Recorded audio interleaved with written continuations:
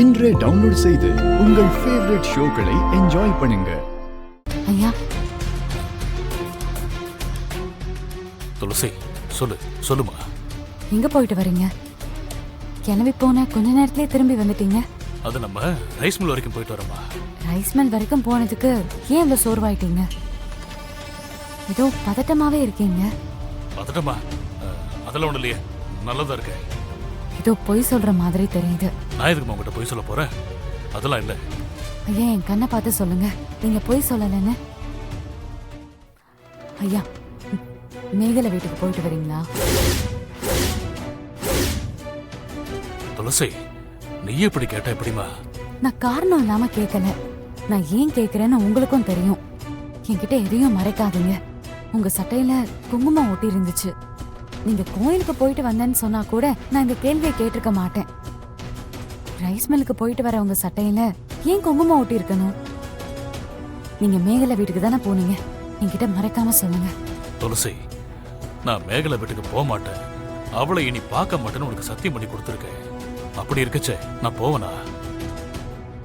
கடவுள் போல வந்து அந்த மேகலை விரிச்ச வலையில இருந்து நீ என்னை காப்பாத்திருக்கமா.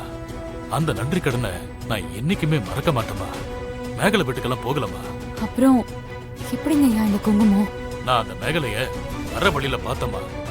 கார்ல போயிட்டு இருக்கும் போது அவ திடீர்னு என் கார் குறுக்க வந்துட்டாமா. மேகலை குறுக்க வந்தாளா?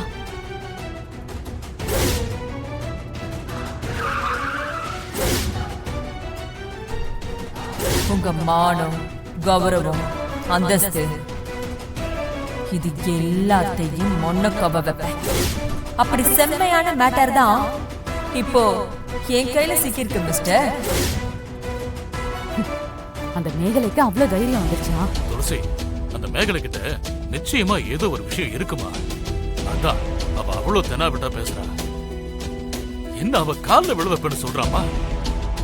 காவேரிய என் தம்பியை தவிர வேற யாருக்கும் கட்டி கொடுக்க முடியாதுன்னு என்கிட்டயே சவால் விடுறாமா. என் உடம்பெல்லாம் அப்படி நடுங்கிருச்சுமா. இப்போதான் குடும்பத்துல சந்தோஷமான ஒரு விஷயம் நடந்திருக்கு. 30 வருஷமா பிரிஞ்சிருந்த குடும்பம் இப்பதான் ஒண்ணு சேர்ந்திருக்கு. விஷாலா அவன் அண்ணன் குடும்பத்தோட ஒண்ணு சேர்ந்து நினைச்சு தனி சந்தோஷத்துல இருக்க. அவ அத தினமும் இப்பதாமா நான் பாக்குறேன். காவேரிக்கு நல்ல பையன் கிடைச்சிருக்கான்னு நான் நிம்மதியா இருக்கமா. அது எல்லாமே கலைஞ்சிருமோன்னு எனக்கு பயமா இருக்குமா. அவன் என் குடும்பத்தோட சந்தோஷத்தை உழைச்சிருவாளோன்னு பயமா இருக்குமா. ஐயா, அந்த மேகலை சும்மா வெத்து வெயிட்டு. அவ அப்படியெல்லாம் நம்மள எதுவும் செஞ்சிட முடியாதுங்கய்யா. கையில எதுவுமே இல்லாம ஏதோ நீ இருக்கிற மாதிரி மூடி வச்சுட்டு அவ நம்மள மிரட்டாளோன்னு எனக்கு தோணுது. அவ மிரட்டலுக்கு மட்டும் நம்ம பயப்படவே கூடாது. அவளை நான் பாத்துக்கிறேன், நீங்க யோசிக்காதீங்கய்யா.